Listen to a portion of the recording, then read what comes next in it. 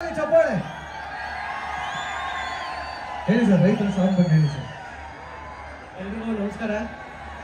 First of all Mandya ಹೇಗಿದ್ದೀರಾ ಅಂತ ಕೇಳೋಂಗೇ ಇಲ್ಲ, ಯಾಕಂದ್ರೆ ನಾನು ಇಲ್ಲಿಯವನೇ. ಮಂಡ್ಯ ಯಾವಾಗಲೂ ಮಸ್ತಾಗಿರುತ್ತೆ.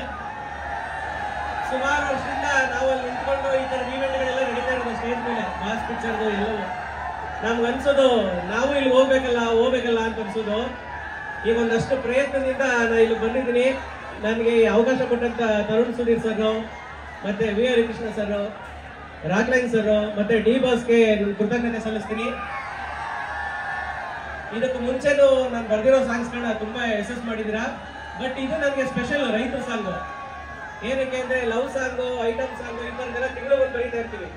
ಬಟ್ ರೈತರ ಸಾಂಗು ಸಿನಿಮಾದಲ್ಲಿ ಬರೋದೇ 10 ವರ್ಷಕ್ಕೆ 15 ವರ್ಷಕ್ಕೆ ಒಂದ್ಸಲಿ.